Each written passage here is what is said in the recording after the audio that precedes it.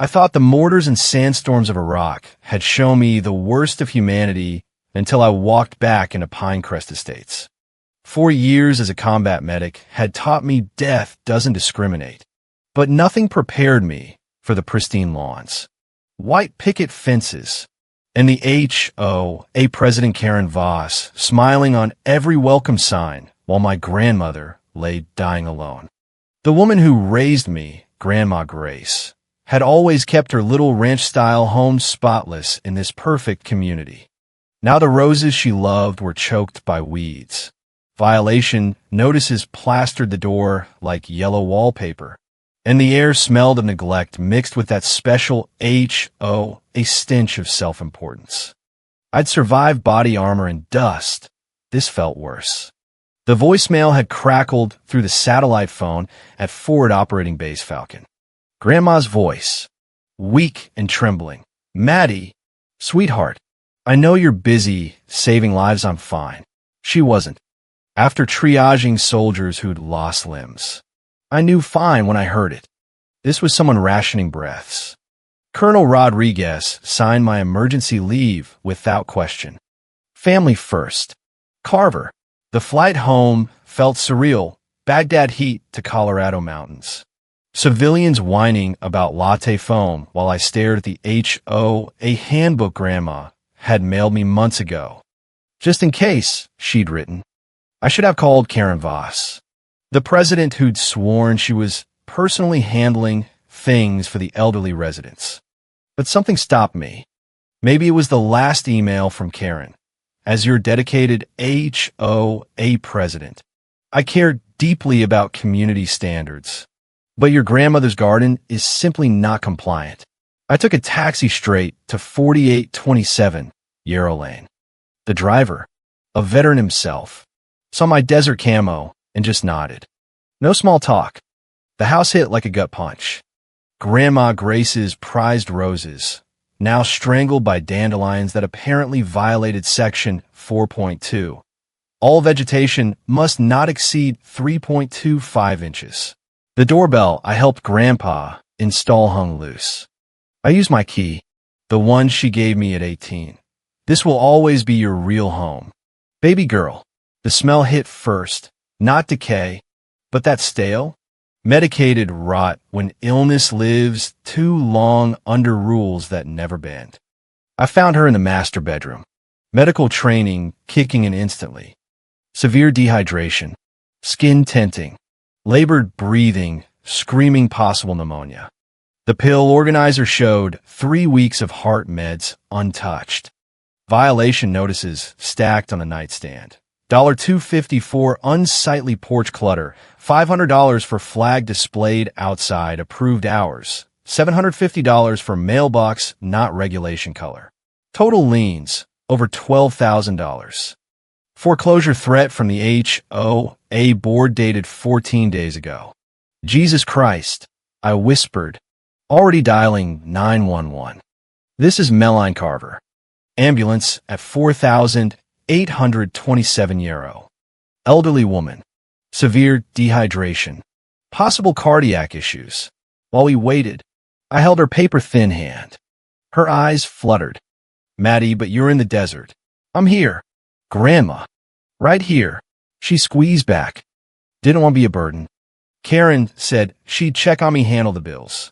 The paramedics arrived fast, but 8 minutes felt eternal.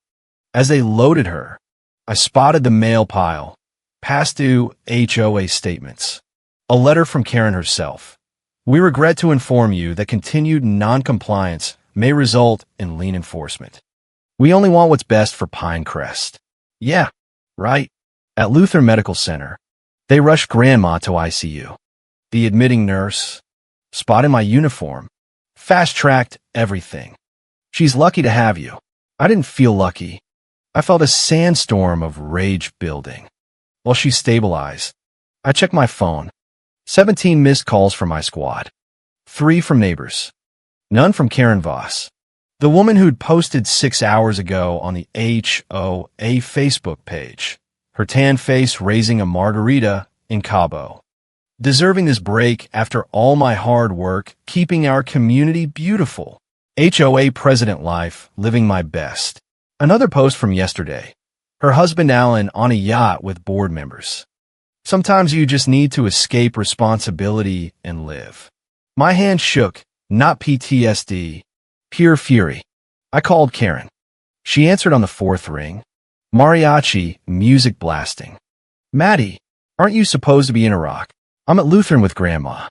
She almost died. Dehydration, pneumonia, heart meds untouched for weeks. Pause. Ice clinking. Oh, don't be dramatic. Grace is fine. I personally checked last month. We've been handling her situation. Handling it? From Cabo? She hasn't paid, because you've been fining her into oblivion for roses that are 2 inches too tall. There's a lean, threatening foreclosure. Her tone sharpened. That fake polite Karen lilt. Don't take that tone with me. Meline, we deserve a break after dealing with difficult residents like your grandmother. She's been so uncooperative. If you weren't playing soldier overseas, maybe you'd understand community standards. I hung up before I burned the building down. Back at the house that night, I went full combat intel mode.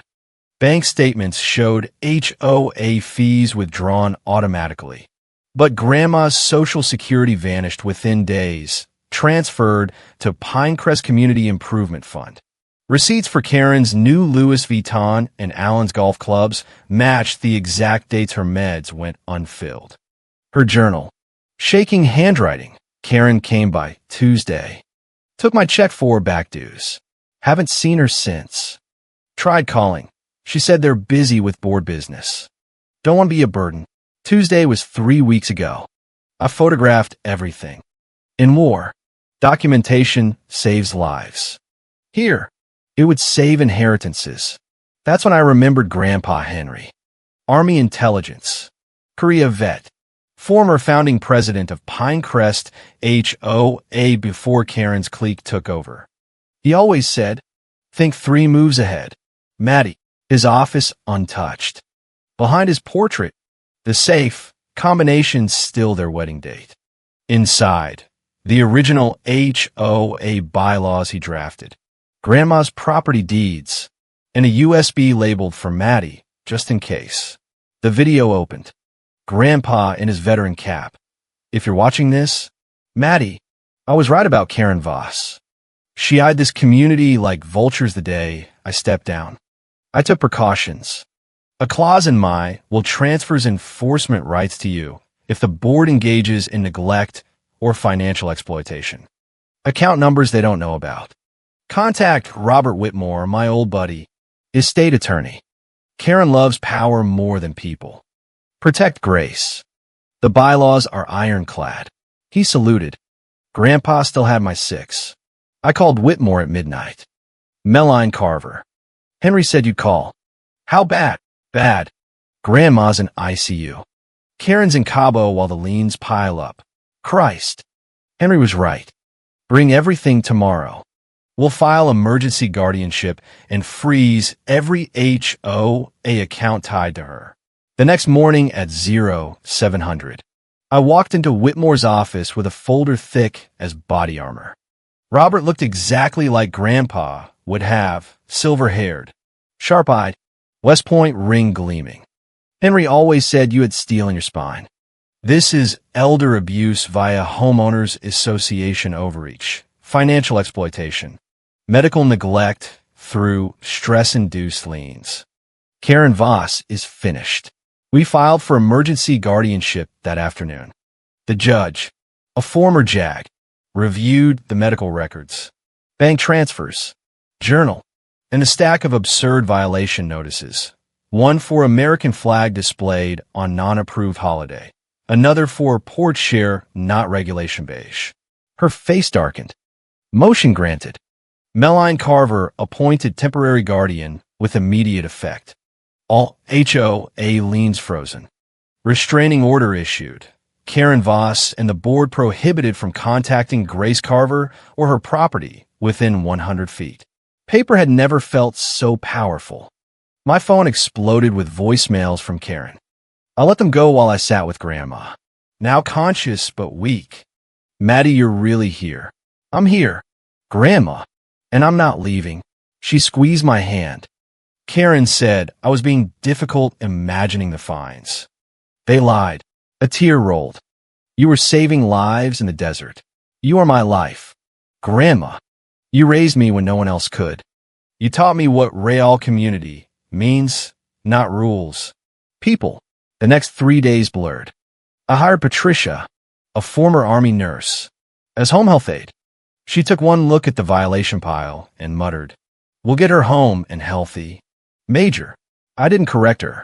I also met a forensic accountant who traced every stolen penny. Turns out Karen and the board had been siphoning HOA dues and Grandma's automatic payments for 2 years, funding community events that were really Cabo trips and spa days. Receipts painted the picture. Botox injections the same week Grandma's garden was cited for unsightly weeds. Neighbors started coming forward. Mrs. Patterson had documented everything. The time she found Grandma confused on the lawn after a fine notice. The meal she brought when Karen claimed, "It's handled." I called Karen once, Mrs. Patterson said. She told me to mind my own business, that the board had it under control. The pharmacist showed gaps in prescription fills. We called multiple times about her heart meds. Karen said they were switching providers. They never did. The most damning evidence came from Karen's own assistant, Jennifer, who'd had enough. "I can't stay silent," she said, handing emails. Karen had me forge signatures on compliance waivers and divert funds to her personal account. She joked about waiting for the old birds to finally sell or die off so she could raise dues again. I photographed it all. Karen had been slandering me too, calling me that aggressive veteran who doesn't understand harmony in board meetings. The reason my truck was cited for non-regulation parking the week I deployed. On day 4, they returned. I was in Grandma's ICU room when Karen Voss stormed in. Tanned, furious, designer sunglasses pushed into her bleached bob. Her husband Alan in a Tommy Bahama shirt that screamed, "I'm on the board. Bow down. What the hell have you done?" Karen shrieked. "Our cards are declined. The bank says the HOA accounts are frozen." "Good afternoon," I said calmly, not leaving Grandma's bedside.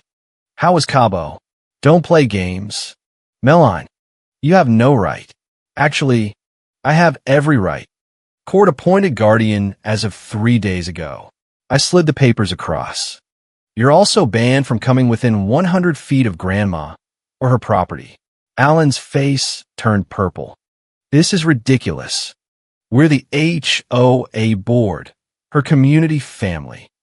I stood, using every inch of my 5 feet 10 inches frame. Community family doesn't fine an 82-year-old into pneumonia for grass height. Doesn't steal dues to fund margaritas while she rationed her pills. Doesn't ignore her calls while she's dying. You are robbing her blind. I have every forged waiver, every luxury purchase, every email where you laughed about old birds kicking off. Karen lunged. "You ungrateful little." My voice dropped to the tone that froze privates. "I've watched better people than you bleed out in the sand. I've held dying kids with more courage than you've ever shown. You think your clipboard scares me? You're nothing but thieves in pastel blazers." Security arrived, the same guards I briefed. "These people are violating the restraining order." As they were escorted out, Karen turned back, heels clicking. "You'll regret this. We'll fight you in court. Good luck." Grandpa left video testimony about your character. Want to guess what he said about the woman who turned his bylaws into her personal ATM? Grandma's eyes were open, watching. "You sound just like Henry when you're angry." She smiled weakly. "He always said you were the only one with a backbone in this neighborhood. Rest now. They can't hurt you anymore." But I knew they'd try. People like Karen Voss didn't surrender power easily. The real fight was just beginning, and I had 2 weeks of leave to finish it. That night, I sat in Grandpa's office reviewing his battle plans. He drafted the original Pinecrest bylaws with ironclad protections against exactly this board overreach. The formal hearing was set for the following week. Whitmore warned me Karen had hired Brennan and Associates, sharks known for defending rogue HOAs. They'll paint you as an unstable veteran stealing community control, he said. Be ready. I was more than ready.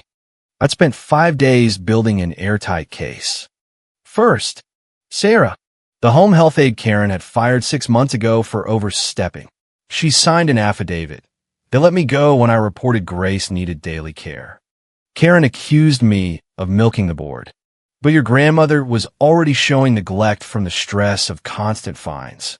Next, the neighbors. Mrs. Patterson had photos of the newspapers piling up. The meal she delivered when Karen's personal check-ins never happened. I called the board once, she said. Karen told me to mind my own business. The pharmacist's records, Jennifer's forged emails, bank traces showing Karen's personal account swelling with miscellaneous HOA fees. But the killing blow was Grandpa's video. The morning of the hearing, I wore my dress uniform. Whitmore nodded. Remind them who you are, a soldier who never abandoned anyone. The courtroom was packed with residents. Karen sat across from us in a conservative suit that screamed, "Responsible President," Alan looking dignified beside her. Brennan started strong. Your Honor, my clients are victims of a granddaughter's greed. They've spent years upholding community standards for Mrs. Grace Carver, only to have their sacrificial efforts twisted by an absent soldier with PTSD. He showed photos of Karen helping Grandma at last year's block party, carefully cropped to hide the violation notices. Then it was our turn. Whitmore dismantled every claim with bank records, medical gaps, affidavits. Finally, he played Grandpa's video. The room went silent as Grandpa detailed it all. I watched Karen Voss turn my bylaws into her empire. She joked about finding the elderly until they sell. I'm leaving this testimony because I know what she'll do when I'm gone. When it ended, Karen was crying, whether shame or fury. I couldn't tell. The judge called me to testify. I kept it factual. Your Honor, I make $68,000 a year in the Army. I don't need Grandma's house. I need her alive and safe. The board proved they can't be trusted with power. Brennan cross-examined hard. Isn't it true you have PTSD? Yes, and I manage it. It doesn't affect my judgment. You've killed people in Iraq. Whitmore objected, but I answered. I've saved over 200 lives. It taught me life is precious and communities should protect their vulnerable, not prey on them like Karen Voss has. The judge deliberated an hour. When she returned, her expression was grave. The evidence is overwhelming. Karen Voss and the Pinecrest HOA board engaged in systematic financial exploitation and medical neglect through abusive enforcement. The court grants permanent guardianship to Melanie Carver. All liens are vacated. The board is dissolved pending investigation. This case is referred to the district attorney for criminal charges of embezzlement and elder abuse. Karen gasped. Alan went white. Furthermore, per Henry Carver's original bylaws clause, Karen Voss's presidency and all board rights are permanently revoked due to proven misconduct. It was over. Everything Karen had schemed for, fined for, abandoned her community foregone, as security kept them back. I will Grandma out. She patted my hand, tears streaming. Henry would be so proud. He planned for this. Grandma. He knew I'd come home. No, sweetheart. He knew you'd never really left. 3 weeks later, Grandma was home. Patricia came daily. I'd extended leave. Colonel Rodriguez understood. The desert isn't going anywhere. We settled into peace. Morning meds. Porch breakfast. Stories about Grandpa. One evening, I found Grandpa's final letter tucked behind the will. Open only after the storm passes. On the back porch. Grandma napping. I read it. My dear Maddie, if you're reading this, you did what I knew you would. Protected Grace when Karen Voss failed the community I built. I watched her change. Power became her god. You had Grace's kindness and my stubbornness. When you chose service, I knew the true legacy would live through you. In my workshop, beneath the workbench, loose floorboard with the American flag sticker. Emergency fund. Use it to protect Grace and maybe the neighborhood. The workshop smelled of sawdust. I found a box, $50,000 in cash, Grandpa's Purple Heart, and a wedding photo. I brought it to Grandma. Her eyes lit up. Our wedding day, 3 days before Korea. He came back missing fingers, but never his honor. She looked at me. Karen forgot what community means. You didn't. That night my phone rang. Block number. Karen. Maddie, please. We're facing criminal charges. We could lose everything. That's typically what happens when you commit embezzlement and elder abuse through HOA power. She's part of this community. No, Karen. She was your neighbor. You gave up that right when you left her to die under your fines. We're losing the house. The board fired us. My friends won't return calls. I felt nothing. I'd learned to compartmentalize in Iraq. Some people forfeited compassion. Maddie, please. We're like family. Family? You keep using that word. I don't think it means what you think it means. You're enjoying this. Destroying us. No, Karen. I'm just doing what Grandpa asked, protecting Grandma from people who would hurt her. Unfortunately, those people are you. Silence. Then quieter. I don't understand how you became so cold. I learned from the best. You showed me who you are. Believe them. I hung up. It was the last time we spoke. The criminal trial was swift. Karen and Alan pled guilty to avoid jail, 2 years probation. Restitution, 500 hours community service in elder care. The irony wasn't lost on anyone. A month later, I prepared to return to Iraq. Grandma was stable. The night before I left, she gave me Grandpa's dog tags. He want you to have these. You're fighting the same fight, protecting people who can't protect themselves. At the airport, she called out, "Thank you for coming home." 6 months later, in a field hospital outside Mosul, the Red Cross notification came. Grandma had passed peacefully. Patricia was with her. I wear his dog tags now beside mine. They remind me some battles are fought at home. Grandma left me everything, but I used the inheritance to start the Henry and Grace Carver HOA Justice Foundation, helping families fight abusive homeowners associations. It grew fast. Veterans understood protecting the vulnerable is just another form of service.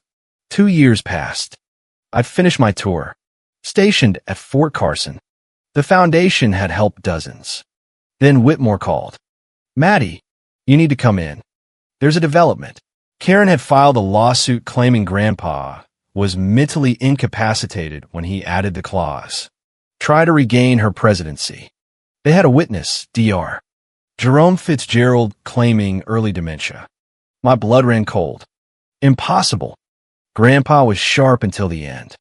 I investigated Fitzgerald, lost his license in California for fraud, paid $10,000 by a shell company linked to Karen. I found Grandpa's real VA doctor, retired in Wyoming. Henry Carver had the sharpest mind I've ever seen. Beat me at chess discussing Korea tactics 6 months before he died. He agreed to testify with full records. The hearing was Tuesday. Karen looked desperate, aged 10 years. Her new lawyer, Webb, argued undue influence. Whitmore dismantled it. Peterson's testimony. Fitzgerald's bribe evidence. Then the killing blow. Security footage and a new safety deposit box video Grandpa recorded 2 weeks before death. On screen, clear as day, holding that day's newspaper. I am a sound mind.